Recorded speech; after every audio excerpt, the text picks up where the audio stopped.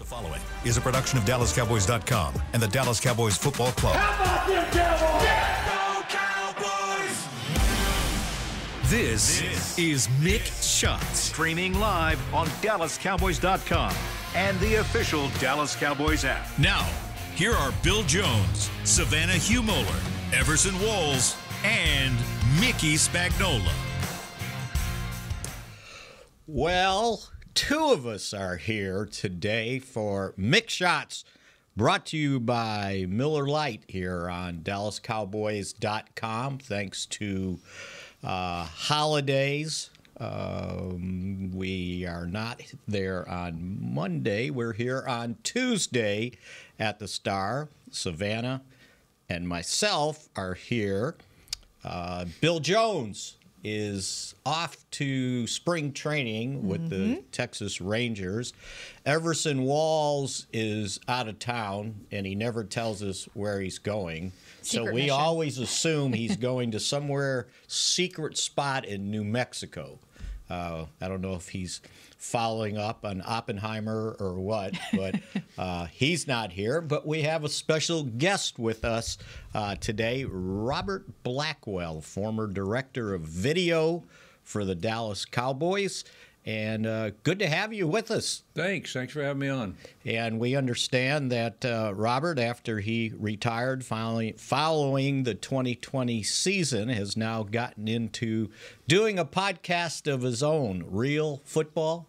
Right. 2 E's, Real. Yeah, right? Real Football Stories with real, R-E-E-L, like a reel of film. Very good. That's awesome. And where can we find that? It's everywhere. Spotify, Apple, Amazon. Okay.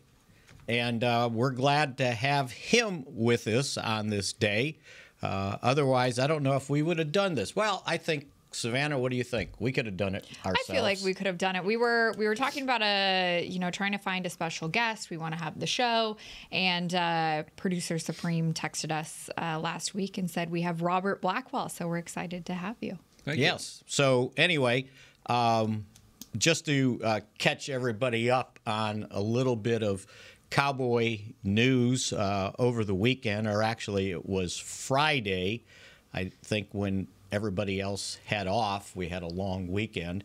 Mike Zimmer, who's back as the Cowboys defensive coordinator, they rounded out the defensive staff, hiring one familiar name, Greg Ellis, as assistant defensive line coach in charge of defensive ends.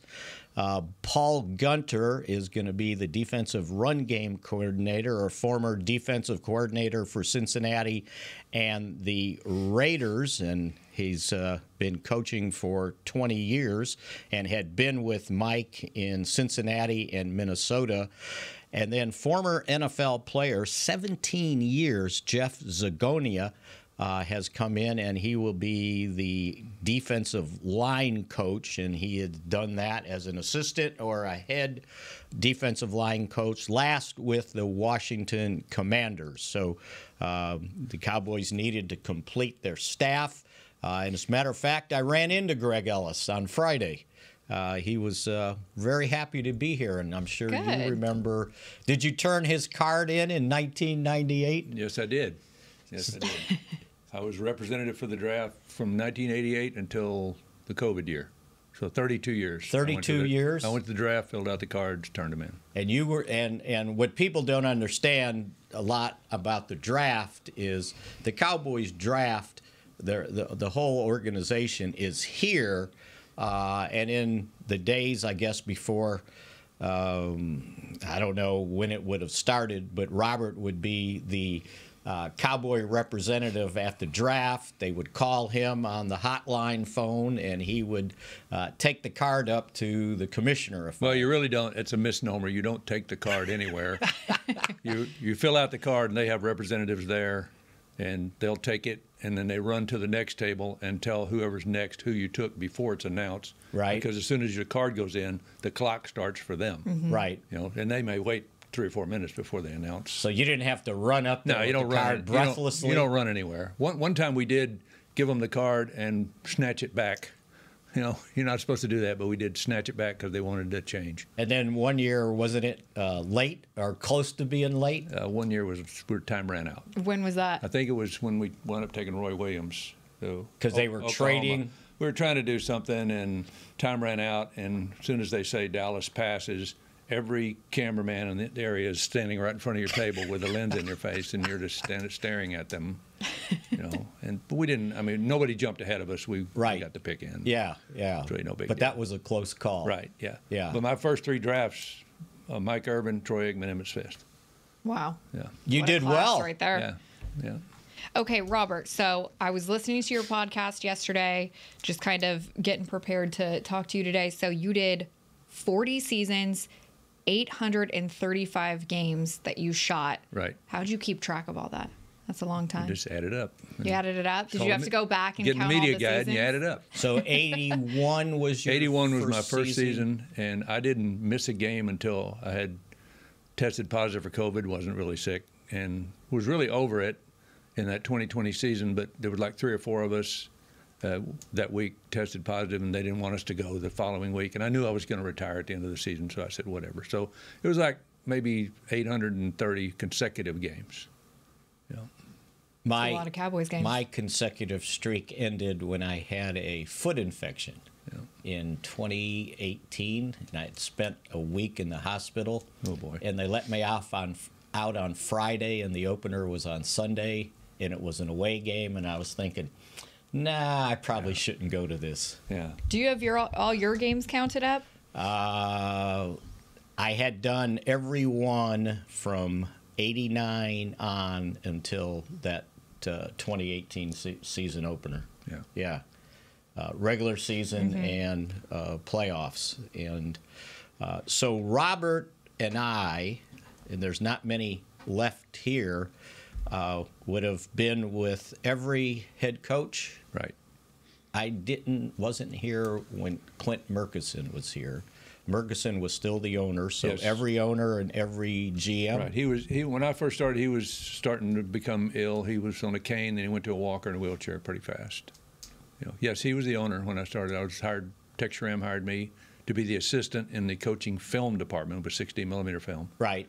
And my boss was Bob Friedman at the time, and we shot 16 millimeter film. We had a processor in the basement at 6116 North Central down there.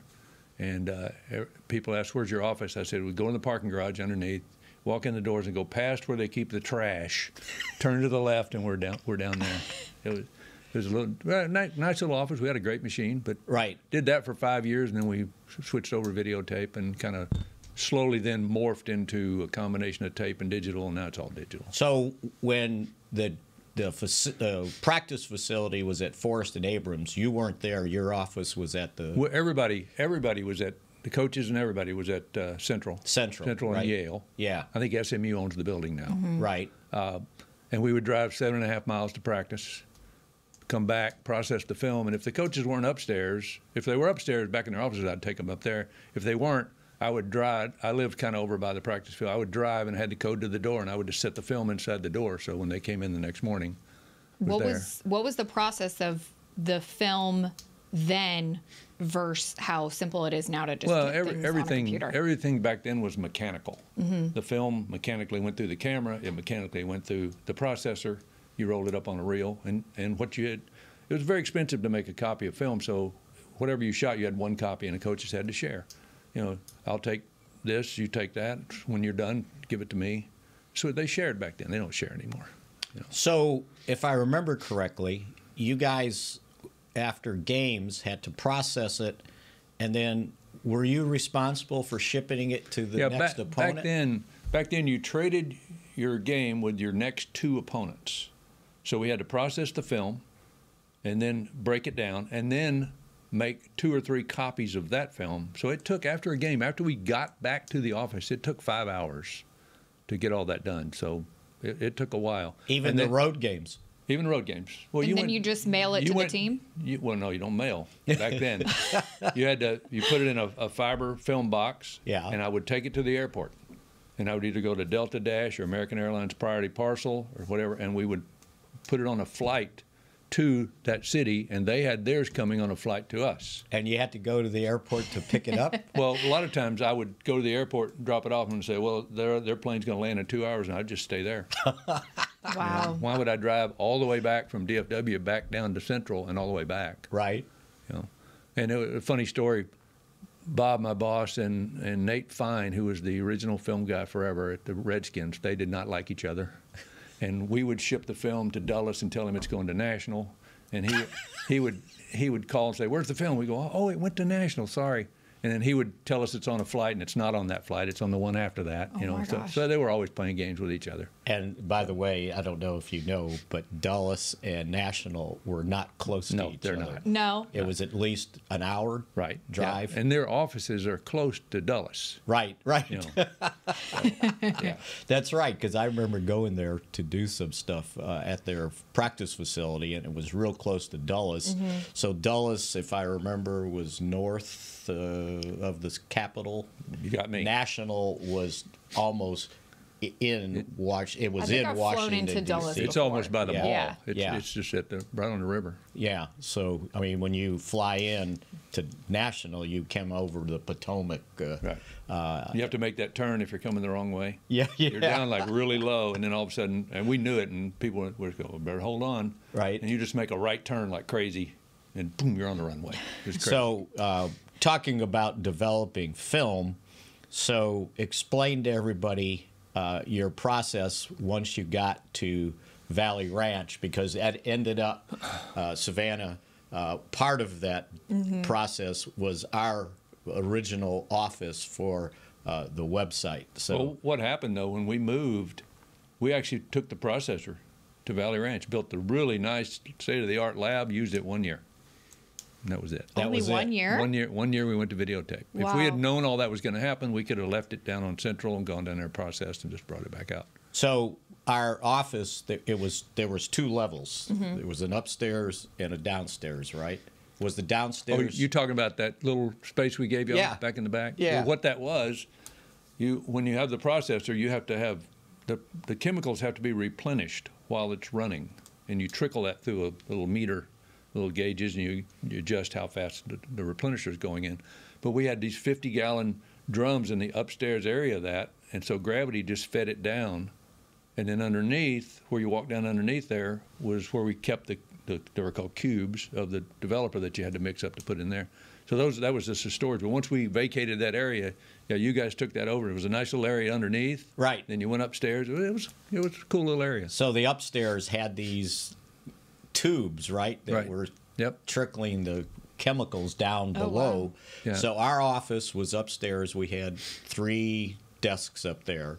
And then downstairs, was it considered the dark room, or? No, that was just where we stored. Oh, that was the storage spot? Yeah, okay. It was just and that turned into Brad Sham's office.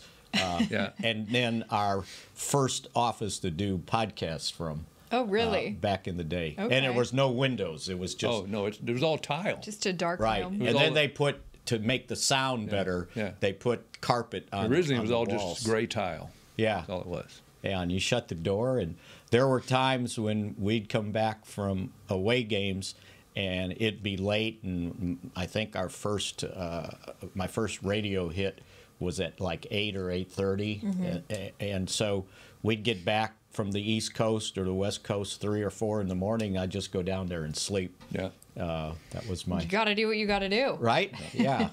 But it was pretty Spartan back then, right? Yeah, it was. As it compared to what it turned out. Oh, please, yeah. I mean, the funny thing about the Forest Lane facility, if you walked in the door, you kind of turned to the right, and it was all the lockers, and they were just wooden, and they weren't very wide. They were really crammed in there. And then you went up the hall a little bit, and there was a very small training room, and you went up a little bit farther, and Buck Buchanan had his equipment area. Tiny, I don't know how he did it, tiny. But if you went to the left, there was what they call the meeting rooms, but they were just those accordion doors that magnet together. So if you were in there talking, then the person in the next room could hear you talking. There was no, so it was crazy. That's all they had. And that whole building, the entire building, would fit inside the locker room at Valley Ranch. That's how big Valley Ranch was. Yeah, absolutely. Yeah. Because I remember the team meeting room at the practice facility. They were sitting in those elementary school desks, like, you know, the one where you kind of come in from the side. Oh, where it's kind of like hooked together? Yes. Yeah. Big old 250-pound guys sitting in them little desks. Oh, my Well, gosh. back when I started, if you were 265, you were too big to be an offensive lineman. Right. You know, they would go, oh, you're too big. That's why when Nate got there, it was it was a revelation, because Tom didn't want a 300-pound offensive lineman. I remember the day he came. When we first saw him, it was at training camp. At Thousand Oaks. Yeah. Remember they were. I think it was the weightlifting period, and so Randy White's over lifting weights, and they drive up. You know, he had to drive over to the practice field. Or right. You could walk, but yeah. And he got out. They were talking to him, and Randy just stopped and was looking at him. You know, and he just looking at him. He went over. How much do you weigh? Actually, Randy had a lot to do with them keeping Nate, because when they finally got on the practice field, he told the coaches, "Hey, this guy's got something," even though he's you know, got nicknamed the Kitchen right away. That he had something. But what 260 might have been Tom Rafferty. That was considered guys. Large. In the day. Now it's a linebacker. So, at the old practice facility, did you have a tower to go up and video? It wasn't even 100 yards. Right. It was maybe 40. Before the motel got there? Yeah, you had the building, and it had that old, dilapidated, painted cowboy blue fence around it, metal fence. And at the far end, when you walked outside, we had a scaffold that you walked up. Oh, it wasn't even more than 25, 30 feet high. Today, 40 is like a minimum. Oh, really? Yeah. Okay. It was low. And they shot one camera. Is all they shot. Today, I think, when I left, we were shooting 10. Right. Wow. You know? So when I came, we had a handheld 60-millimeter camera, and Coach Stallings, I had all those great guys when I first came. Coach Stallings had me come, and I would shoot the DB one-on-one from the ground. Like, I'd be behind the wide receiver, and he'd go out, and I'd shoot that. So that was the second camera we ever shot. Yeah. How did you ever get into the video part of football? Well, I have a degree in cinematography and photography from Stephen F. Austin. And while I was in college, I actually produced a film for U.S. Fish and Wildlife Service. I took a year off school because one of the professors that I was friends with got me into that, and produced that film for Fish and Wildlife Service. And through the grant, I had a 16-millimeter camera. And I did another film in the summer of '76 with one of the professors. Very interesting. We traveled the western United States, went to every major Indian reservation archaeological site in the U.S. western. Oh, wow. It was unbelievable what we did. But anyway. And so I came back to Dallas after I graduated, and my professor down there, who I still talk to today, he hooked me up with another guy who was a little older than me, and we shared a studio space in Snyder Plaza, and just did product stuff and, you know, still photography. And I had that, and I thought, well, I have this camera, I need to do something with it. So I called Joe Boring. Remember Joe? No. He was a scout. Yes. He worked in scouting. Yes. Joe Boring. Yeah. Still with us. He was a junction boy, and he was the last four-sport letterman at Texas A&M. Oh, wow. And he was there with... He was the head coach at Garland at that time. Right. So I called Joe, and I said, who films your games? What's the deal with that? And I told the story on the podcast in episode 1. He said, well, one company has the contract to do almost every high school in DFW area. It was called Educational Enterprises, and it was down off Dragon Street by Industrial. The fellow that owned it was named Jake Milton. So I got on the phone, I called Jake, explained to him the situation. He goes, yeah, let me come out. I'll drive out where your office is, and we'll talk about it. So he comes out, and we talk, and he goes, I could really use you to do that, you know, because I had my own camera and knew what I was doing. Mm-hmm. And so I started shooting high school games, and he said, I just got the contract to shoot SMU football and basketball. So you can do that. So I shot all the years Dickerson and James were at SMU. Oh, wow. Yeah. That was my first football, was to doing that. Texas Stadium, they played at Texas Stadium. So through that, there was a gentleman named Roland Rainey, who he actually runs the Cotton Bowl now. Yeah, I guess he still does. He was the facilities director at SMU. And when I didn't have anything going on at Snyder Plaza, which is right next to SMU, I'd go over to Homby Stadium and hang out with those guys and just, you know, talk.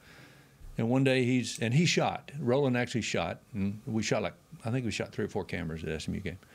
And one day I'm sitting there, he goes, "Hey, I'm going over to the Cowboy office. Do you want to go?" And I said, "Sure." So I got in the car, we drove over there, we walked down the basement. He goes and doing something with Mr. Friedman, and "Bob, how you doing? Nice to meet you." And we left. A year later, Jerry Zimmerman, who was one of the part-time camera guys, was going to start going to work for NFL Films. And Bob calls Roland and goes, "I need a guy. I need somebody." He goes, "Well, call Robert. He can do it." So he called me. I went over and talked to him, and The rest is history. shot the 81 season. And at the end of the year, he goes, "Do you want to help me with the quality control editing at the end of the year?" And I go, "Sure." So that was it. Home and away games? I've never made a resume in my life. Really? Yeah. Wow. Home and away games? Oh, every game. When you first started? Every game. Every game? Every game. So you were there for the catch? That was my first year. Practices My first as year well? was the catch when we lost the championship game in San Francisco. Right. So when we beat them about 10 years later, that was payback for me. Right.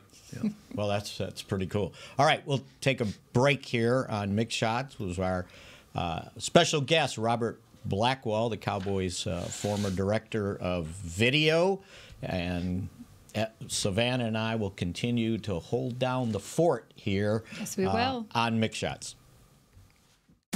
I'm Dak Prescott, quarterback of the Dallas Cowboys. And they snap it to Prescott, who looks right. It's not there. He escapes left. He'll run for a first down. Just like football, when it comes to crypto, it's important to have a team you can trust. With blockchain.com, I know I'm in good hands. Since 2011, they've been trusted by millions around the world to buy, sell, and trade cryptocurrency. Prescott's going to run this himself. Run it up the middle, and he scores. Whether you're new to crypto or an active trader, they've got you covered. What are you waiting for? Get started at blockchain.com. We know that juicy, cheesy, grilled to perfection burger sounds amazing, but it does sound like something is missing. Pepsi, baby! The yin to this burger's yang. Burgers and Pepsi go together like burgers and Pepsi. This perfect blending of flavors makes every bite of lettuce, every sesame seed on the bun, and every sip of that crisp, refreshing, ice-cold cola a journey to Foodtopia. Burgers, better with Pepsi. That's what I like. The Medal of Honor is our country's highest military award for valor in combat. More than 40 million individuals have served in the armed forces since the Civil War. Fewer than 4,000 have received the Medal of Honor. The National Medal of Honor Museum will be a place to preserve these legacies and inspire America. It's being built right next door to the Dallas Cowboys in Texas. Help us honor our country's greatest heroes. Learn more and get involved at mohmuseum.org. Did you know that responding to one spam call can lead to more? Or that the IRS would never ask for your social security number on the phone? Beat scammers at their own game by subscribing to AARP Fraud Watch Network alerts and texts. At aarp.org/beatscammerstx, you can sign up to receive information that helps you recognize and avoid the latest scams. That's aarp.org/beatscammerstx. To Mick Shots. K-Post Roofing and Waterproofing, the official roofer of the Dallas Cowboys. As we continue here on Mick Shots, that's Savannah, I'm Mickey, and Robert Blackwell is our special guest since Bill Jones decided that going to spring training is more important than doing Mick Shots on a Tuesday here after the Monday holiday. And yeah, you mentioned the 1981 game. And that helps me transition to yesterday at the Davy O'Brien Award in Fort Worth at the Fort Worth Athletic Club. They also not only honored LSU quarterback Heisman Trophy winner Jaden Daniels as the winner of the Davy O'Brien Award. Every year they pick a collegiate quarterback that stood out and give him a Legends Award. And the Legends Award went to Danny White. Oh, wow. How about that? And I was fortunate enough to be there. And it was good hooking up with Danny. They give him that really nice trophy. It's a bust of Davy O'Brien and then a plaque on the bottom on the stand with your name and the year you're inducted into it. And Danny was in town, and we had a great conversation he still does the Compass radio broadcast analyst, and he's been doing it for about, 8 years, maybe, something like that. But anyway, so I have a story about that. When we went to play the preseason game in Hawaii that year, that game was my 800th consecutive game. Really? And so we're on the sideline, and he was there doing pregame stuff. And I told him, I go, this is my 800th consecutive game. He goes, really? And I go, yes, and you were quarterback at number one. Oh, my gosh. Right. The 81. Yeah, it made him feel really old. What did he say? He just went, you got to be kidding me. I said, no, 81. And he was pretty funny because it's a black tie affair. And so when he was doing the press conference, he goes, I had to pull this thing out of mothballs because I figured no more awards for me, no more black tie affairs. And he goes, I still had my tux from back in the day. And I think people forget because, he ends up talking about he went to led the Cowboys, so he took over for Roger Staubach. Staubach retired after the 79 season. Danny became the starting quarterback in 80 and took him to 3 consecutive NFC title games. They lost them, so they never got to the Super Bowl. And everybody kind of remembers him as, well, he couldn't get us to the Super Bowl. And it's kind of ironic now because if the Cowboys went to 3 consecutive NFC title games today, that would be a big deal. Absolutely. Right? Back then it was, you can't get us to Back then it was only one measuring stick. Right? That was it. And so that was the 81 game, the NFC title game, the catch game, right? With Everson, by the way. It's a funny story about that. We shot 2 end zone cameras back then. Jack Murray, who worked at Channel 8. I remember, worked at Channel 8 as a sports film guy. He would shoot games with us. He could travel on the road. I remember that. So we went to that. We had played them earlier in the year, right in the regular season. I don't remember where we were at that point, but for the championship game, we shot out of a suite on that lower ring level at Candlestick Park, right? And they had fans in there. They'd sold the seats. So they're San Francisco fans. They're in there throwing, yelling, screaming, throwing popcorn and everything. We're trying to shoot the game. It was crazy. So on your show, you had talked about the process of after a game and getting the team the footage. What was the process back in the day like for being able to shoot the game, process the film, and then shoot it out to all the players? Well, you didn't shoot it out to all the players. Exactly. There was maybe 2 copies of the game, and it was a reel of offense, a reel of defense, and a reel of special teams, and that was it. And you would edit everything, correct? You'd get it all together? Well, you edited the games you received from the other people. You didn't really edit your stuff till the end of the year. The coaches would take the complete copy of the game, play 1 to the last play, and they would put it on the projector, and that's what they would show. There was really no pull these out, pull it out. Now, when we got opponents' film, you couldn't cut up their film because that belonged to them. So we had to make like a couple of copies, process those, and then we would sit down and edit. We'd have 11 reels here, put the film on, look at the viewer, put it in the viewer, and if it was a 1st and 10, put on the 1st and 10 reel. It was 2nd and 6, or 2 to 3, 2nd and 6, 4 to 6. You had all these different categories, all the way down to goal line. And first play, 1st and 10, 2nd and 6, you put on the reel. And when you do the second game. When you did that, you would take those 11 reels, put some leader on the front, and take them upstairs, and that's what they would watch. That's all they had. Now, would you say coach's video now is more demanding based on how the NFL is these days? It's just gotten crazy with data. I think that's the biggest deal. PFF data, everything, it's all data driven. The video is just the video. And, people talk about nowadays about making cut-ups, and you don't really make a cut-up. You make a computer file that tells the computer to play this play first, then play this play, and they're all in the server, and it's not making anything. It's just playing those plays out in the order you tell them to play it. So when did you guys transition? What year did things start changing? In 86, the league went videotape. Okay. And that was the year we went to London to play. Right. And the preseason game. The thing I remember about that's when the verdict came down. Yes. And everybody, we were over there. When the verdict came down, we were in London. And Mr. Schramm he's all nervous about it, and it comes down. They go, "There's a verdict. We lost." And he goes, "What?" He goes, "Yeah, they awarded him $1."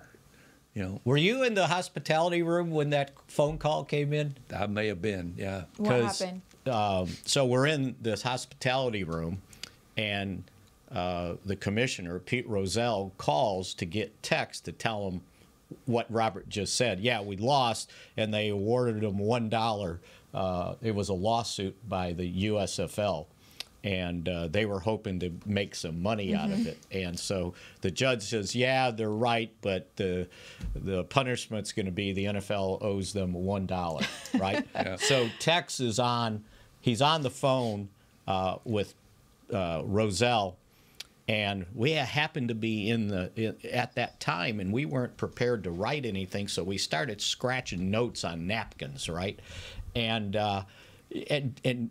Tex is going, oh, this is so great, and he's going on, and he's real loud. Yeah. And no, he was never loud. Yeah, right. and so, Pete, I love you. Yeah, this is the best thing. And finally, when he hung up, Tex's wife, Marty, she goes, "Hey, Tex, if we open the windows, the Queen can hear you." He was just celebrating. Oh yeah, and that was before the game, right? Yep. Yeah, before the game. That was amazing. So that was when you guys started with. Yeah, 86. 86. And we didn't know what to do. We had cases made, these really nice cases made for every piece of equipment we had, and we took the whole thing to London. And you had to make a carnet, as you still do, which lists every piece of equipment, where it was manufactured, what the value is. Had to be on that sheet. Every single thing you took. I remember that, yes. So when we landed, and Buck Buchanan, the equipment guy, had to do the same thing with everything he took. So when we landed, Buck and I went to customs, and everybody else takes off. We were there, I don't know how long, like 3, 4, 5 hours. And they would make him open a player bag and look at everything that's in it. Because I don't know I guess they don't you bring things in, but right. Especially the electronic stuff we had, because it was worth a lot of money. It could be used anywhere, So that was crazy. So for you, working all these years, what would you say was your favorite time of year? Draft, you've done so much at the drafts every single year. Training camp, in season, what was your kind of favorite portion of the year? I guess really your favorite, anybody's favorite portion would be if you're in the playoffs, just because, and I say this 1,000 times on my podcast, we're not the only people that work hard. We're not the only people that work long hours. We're not the only people that do this. I'm just telling you the stories of what it's like, because I have people that started in the 60s and 70s on my show, telling what it was like back then. So, but just, you start the season, and the NFL is really funny. Doesn't matter how you end, everything's renewed in July. Everybody has a chance, Some people really don't, but they don't realize it, But you go through that, and you go through training camp. We used to go to training camp. I was there 7 weeks in Thousand Oaks. 1 week to set up, and we were there 6 weeks. I can tell you a little bit about that later. But you go through the season, and the season is like monotonous. It's like Groundhog Day.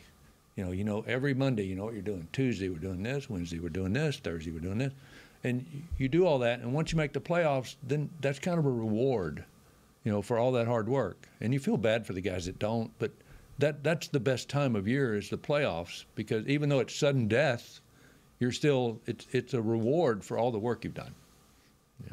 So when you got there, they made the playoffs in 81, made them in 82, 83, got eliminated early by the Rams. And then went in the hole. And then 84 is when I showed up, and that was the first year they didn't qualify for the playoffs since 1965. They started in 66 and made the playoffs, or winning seasons, I should say. They missed the playoffs in 74, but all the other years in between, they were in the playoffs. Right. And, well, the league wasn't very big back then either. Right. Fewer teams. Yes. And other teams weren't. The Cowboys were kind of ahead of their time back in the early 80s when the draft and things like that. Yeah, I mean, before I started going to the draft in 88, And everybody, when I started working, there might have been 25 people, working. And when the draft would come, everyone would go into scouting, and everyone had a job to do during the draft. And those years, the draft went around the clock. Right, I remember. It didn't stop. So we're there. And everybody talks about the computer and all that stuff. I never saw that.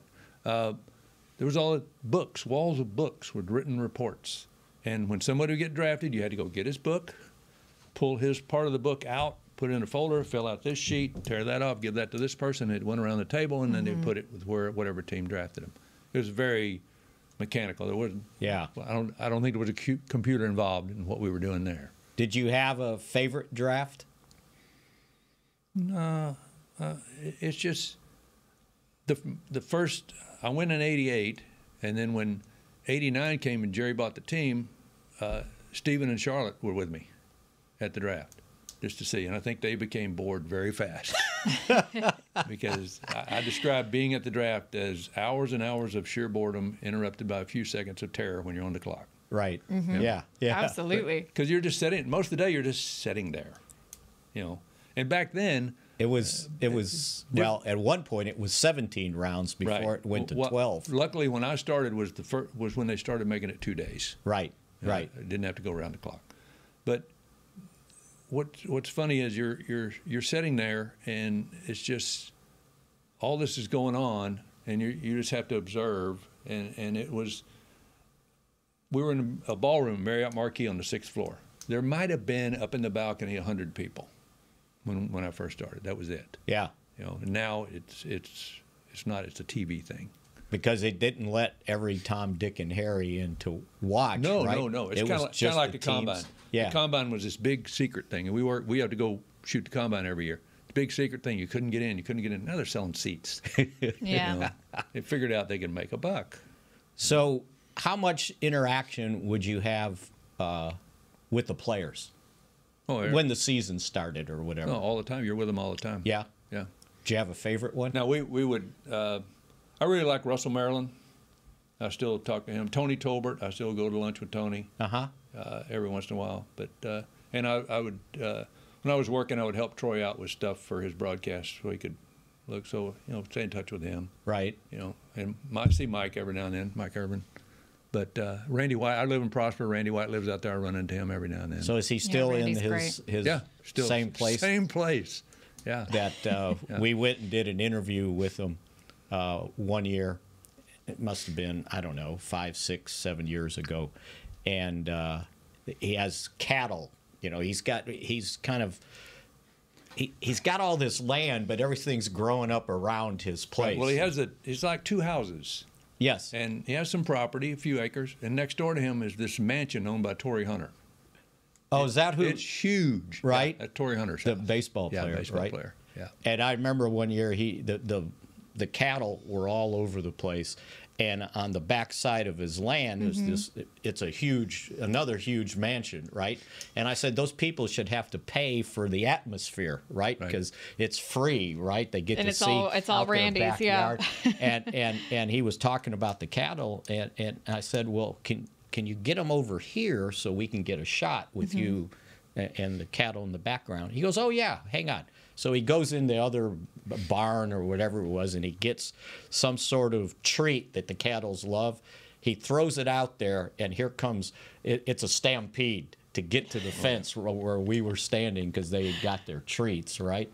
But it's surrounded at that time. They were getting ready to build 200 homes across the street or something. Right. It's all built up. They now. all did it now. Oh yeah. Right. Yeah.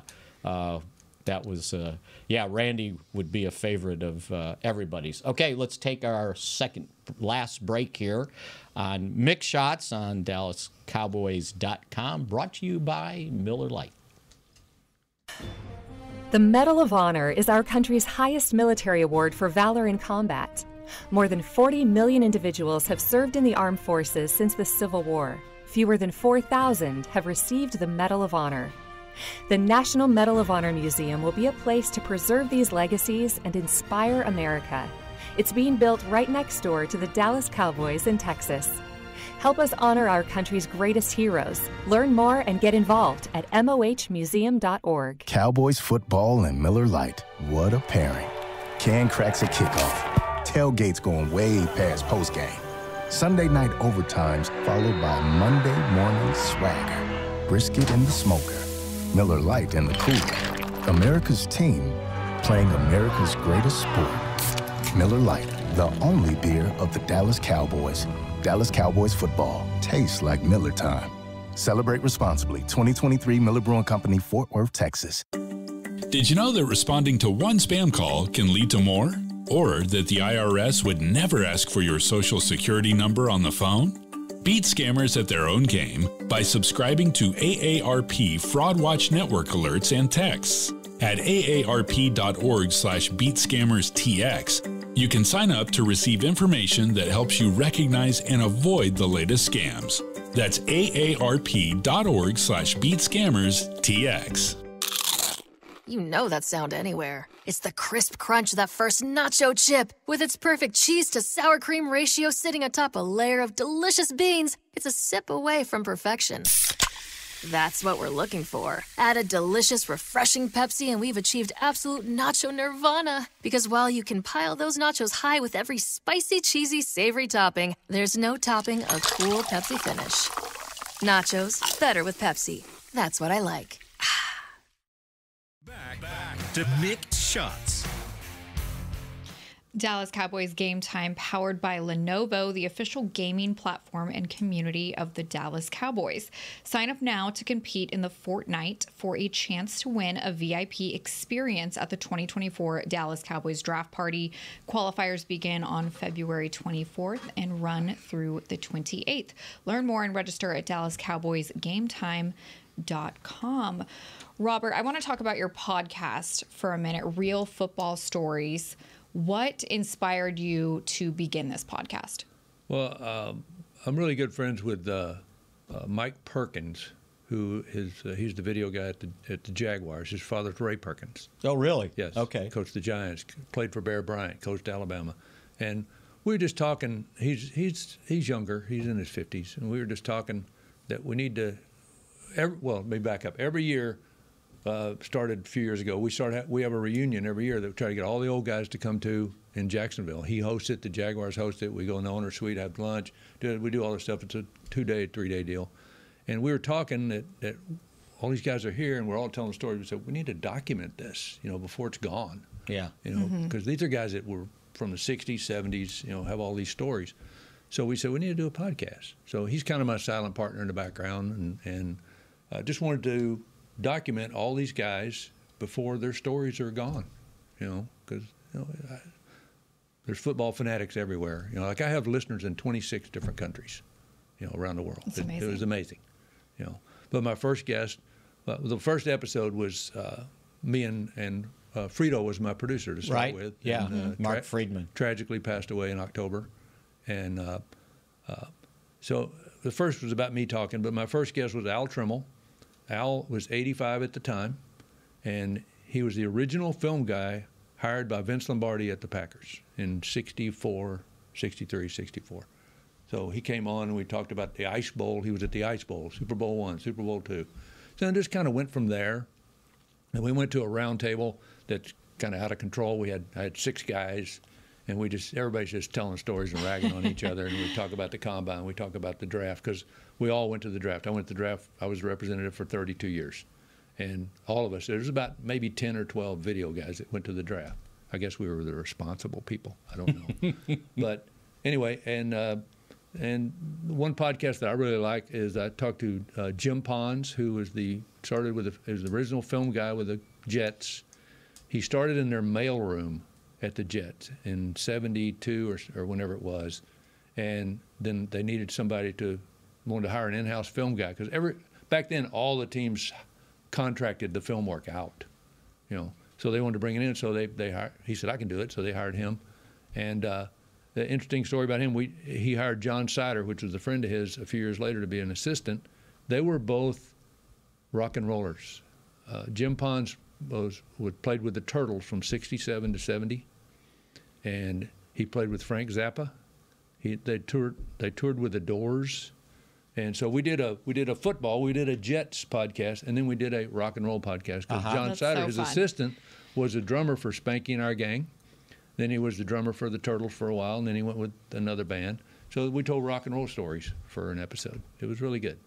So you need to get a hold of the Rock and Roll Hall of Fame and send that stuff to them. Yeah. Or the Pro Football Hall of Fame.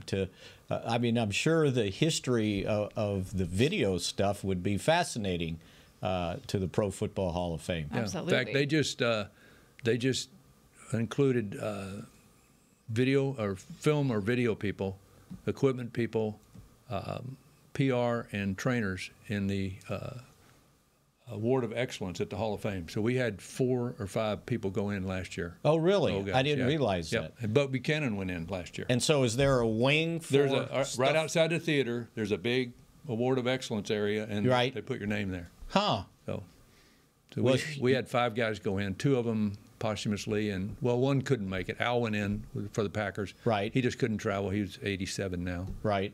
And Mickey Dugich, who was the original film guy in the NFL for the Rams, nicest guy in the world. He went in posthumously. He passed away several years ago.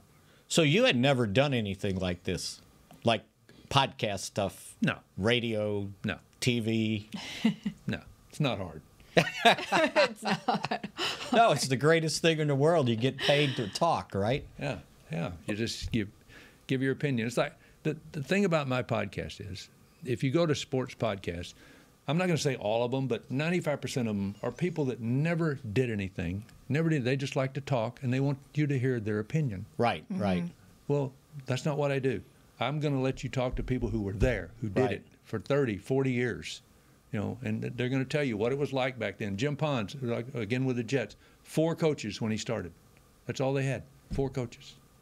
You know, it's amazing. Well, if you ever go back and look at the media guides from the early 60s, Cowboys didn't have that many assistant coaches, right? When I started in 81, there was probably maybe 10. Right. Maybe. That included Ermal Allen. You know, he was the forerunner of a quality control guy. Yeah. You know, and not very many. But when I started, Ernie Stockner, Jim Myers, Jerry Tubbs, Gene Stallings, you know, all those guys. You know, and I tell the story. All those old guys, when we were in Thousand Oaks at training camp, they would go to this place called the Velvet Turtle. Yeah, I remember. Had a bar. Yes. And every once in a while, Dick Nolan and Ernie would say, "Come on, you're going with us tonight." And they would go. I wasn't young. I was in my early 30s. But they would take me, and they would just sit there and drink and just tell these stories. Yeah. You know, and it was just amazing. Which was back in the day. I'm going to forget the name of the place. Tex used to go out all the time with the writers. Right. Yeah. Yeah. The Black something, like you had Velvet Turtle. I don't know if it was the Black Bear or whatever. Yeah. It was the bar, and if you were out at night, you always wanted to go there because Tex would be there holding court and basically arguing with the writers who was right and who was wrong. It's different days, right? I'll tell you a story I haven't told on the podcast. In the dorm at Thousand Oaks, Canale Hall. Yeah, I was in the dorm with the coaches. We were all in one dorm. My dorm was here. I roomed with Bob, my boss, and Al Levan, the running back coach. So I had a bed up kind of by the door. There one night late, and I hear these 2 guys arguing outside, and they're like yelling at each other. And I figure out it's Tex Schramm and Jim Dent.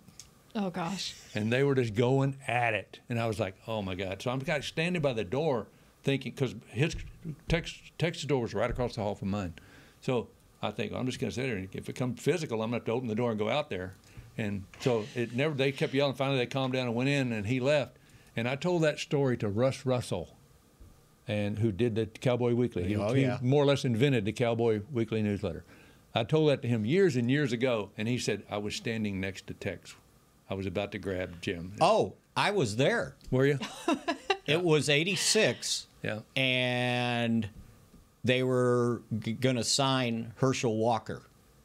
And I was standing there, and we were talking to Tex, and Jim thought that Herschel Walker was in Tex's office. So we were in the lobby area, and then Tex had that office there and his bedroom. Right.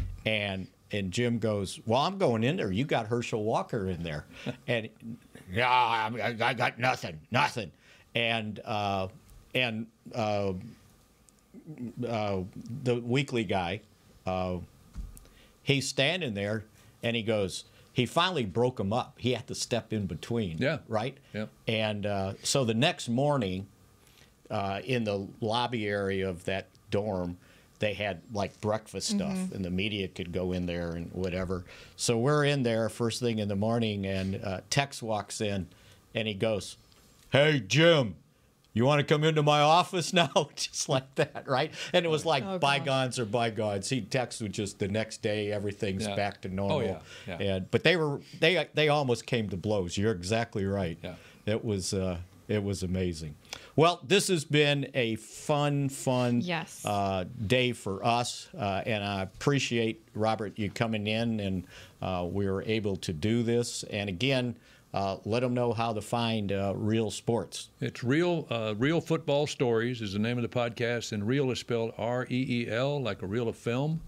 And it's on Amazon, Spotify, Apple, all the podcast platforms. Okay. Well, that sounds like fun, and we may have something else we need to listen to, right? I know. It's been a pleasure, Robert. Thanks for being with us, Robert. Appreciate it. And hopefully we have our gang back together next Monday. We're going to find out. On DallasCowboys.com, and that's it for Mick Shots on this Tuesday. Go Cowboys. Good one. This has been a production of DallasCowboys.com and the Dallas Cowboys Football Club. How about this, Cowboys? Yeah!